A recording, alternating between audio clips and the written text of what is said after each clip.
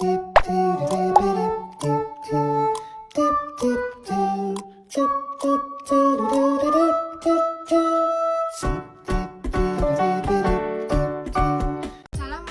warahmatullahi wabarakatuh. Perkenalkan, nama saya Dwi Rahma Putri dengan NIM 231020401. Saya dari Prodi Tadris Biologi semester 5. Di video kali ini saya akan menjelaskan materi tentang fungi atau jamur. Nah, video ini saya buat untuk memenuhi tugas UTS mata kuliah media pembelajaran. Selamat menyaksikan.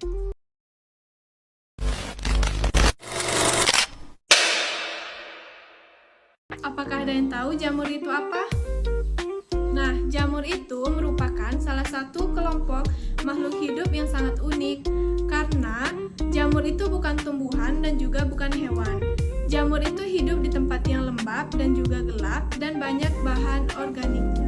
Nah, secara ilmiah, jamur dimasukkan ke dalam kingdom fungi. Berbeda dari tumbuhan lain yang bisa membuat makanannya sendiri, sedangkan jamur tidak memiliki klorofil sehingga jamur itu masih bergantung pada makhluk lain untuk mendapatkan makanannya. Di sini saya akan menjelaskan tentang jamur, di mana jamur ini dikenal dengan istilah kapang, khamir, ragi, dan juga cendawan. Di mana kapang itu merupakan jamur pada tahap reproduksi aseksual atau vegetatif. Lalu khamir dan ragi itu merupakan jamur yang bersel satu atau uniseluler. Selanjutnya ada cendawa, yaitu jamur pada saat membentuk tubuh buah jamur yang berbentuk bulat. Jamur dalam biologi disebut dengan fungi. Ilmu yang mempelajari jamur adalah mikologi. Berasal dari bahasa Yunani yaitu mikes atau jamur dan juga logos yaitu ilmu. Selanjutnya ada ukuran pada jamur. Ukuran pada jamur memiliki dua ukuran, yaitu ada yang mikroskopis dan juga ada yang makroskopis. Yang pertama, mikroskopis. Jamur yang ukurannya mikroskopis ini hanya terdiri atas satu sel saja atau uniseluler.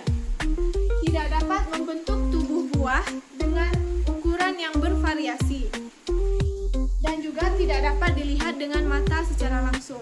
Selanjutnya, yang kedua ada ukuran jamur yang makroskopis, di mana terdiri atas banyak sel atau multiseluler, dan pada ukuran ini jamur dapat membentuk tubuh buah dengan ukuran yang bervariasi. Selanjutnya dapat dilihat dengan mata secara langsung. Selanjutnya ada ciri dari jamur. Umumnya jamur itu memiliki beberapa ciri, di mana yang pertama itu ada eukariotik, yaitu memiliki membran inti, lalu tidak memiliki klorofil. Maka dari itu jamur itu tidak bisa membuat makanannya sendiri. Umumnya multiseluler, tetapi ada juga yang uniseluler. Reproduksi dengan pembentukan spora. Selanjutnya beberapa memiliki zat warna dan mendapatkan nutrisi dengan absorpsi. Bentuknya juga bermacam-macam dan dinding selnya tersusun dari zat kitin. Lalu tubuh jamur tersebut disusun oleh benang-benang yang disebut dengan hifa. Hifa-hifa itu bersatu membentuk miselium. Ada pula yang miseliumnya berkembang membentuk tubuh buah.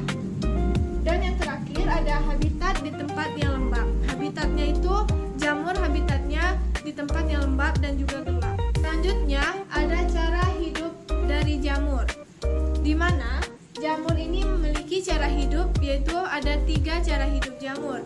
Yang pertama ada jamur saproba, yang kedua ada parasit, yang ketiga ada simbiosis mutualisme. Yang pertama ada jamur saproba, di mana jamur ini mendapatkan nutrisi dengan cara menguraikan organisme yang sudah mati dan tumbuh pada tumpukan sampah yang basah, makanan, dan juga sebagainya. Selanjutnya berperan penting sebagai pengurai. Contohnya yaitu Aspergillus oryzae, yaitu oryzae yang menghasilkan enzim amilase untuk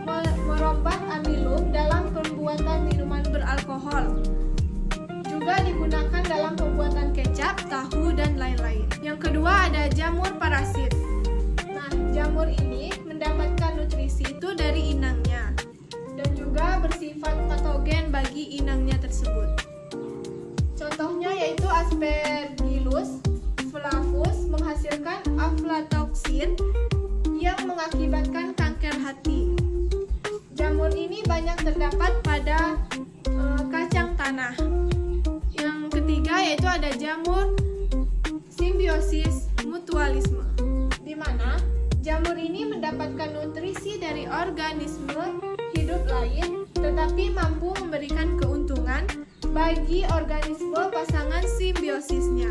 Selanjutnya ada bentuk dari jamur, di mana jamur ini memiliki beberapa bentuk. Yang pertama itu ada berbentuk oval, yang kedua untayan benang seperti kapas, yang ketiga ada berbentuk payung, mangkok, bulat, pipih, dan juga bercak-bercak serta embun tepung.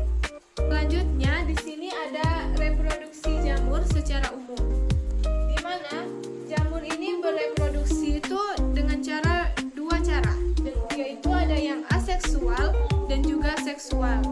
Pertama yaitu aseksual, di mana ada 3 cara utama bagi jamur untuk bereproduksi secara aseksual, yaitu seperti pembentukan tunas, fragmentasi, dan pembentukan spora aseksual. Nah, selanjutnya ada seksual, di mana reproduksi seksual melibatkan penyatuan gamet jantan serta betina, yaitu melalui isogami, anisogami, dan juga oogami, dan pembentukan spora seksual. Ada beberapa jenis spora seksual, antara lain yaitu ascospora, basidiospora, dan juga zygospora. Selanjutnya, berdasarkan cara reproduksinya, fungi dibedakan menjadi 4 macam, yaitu yang pertama ada zygomicota, yang kedua ascomicota, yang ketiga basidiomycota, dan yang keempat deuteromycota. Pertama ada zygomicota, di mana memiliki hifa senositik, memiliki miselium zygomicota, memiliki 3 tipe hifa, yaitu yang pertama ada rhizoid, berfungsi sebagai akar, yang berfungsi seperti akar di jamur. Yang kedua ada stolon, membentuk anyaman pada permukaan substrat, dan yang ketiga sporaniofor, tumbuh tegak di permukaan substrat. Pada ujung atasnya terdapat sporanium yang menghasilkan spora. Divisi zygomicota sebagian besar hidup sebagai saproba atau pengurai di tanah. Reproduksi aseksual dengan fragmentasi hifa dan pembentukan spora aseksual atau sporaniospora. Reproduksi seksual dengan cara pembentukan spora seksual atau zygospora melalui peleburan antara hifa yang berbeda jenis. Selanjutnya ada ascomicota. Divisi ascomicota memiliki ciri utama menghasilkan ascospora sebagai hasil reproduksi seksualnya. Ascomicota hidup sebagai pengurai bahan organik, terutama dari tumbuhan atau sisa-sisa organisme di dalam tanah maupun di laut. Ascomicota uniseluler, yaitu reproduksi aseksual dengan pembentukan tunas, dan reproduksi seksual dengan pembentukan ascospora. Selanjutnya Ascomicota multiseluler, yaitu reproduksi seksual dengan pembentukan conidiospora dan juga reproduksi seksual dengan pembentukan ascospora. Selanjutnya ada divisi Ascomicota, disebut fungi kantong. Contohnya Ascomicota adalah Penicillium notatum untuk menghasilkan antibiotik. Nah, selanjutnya ada Deuteromycota, di mana divisi ini termasuk kelompok jamur tak sempurna, yaitu imperfecti.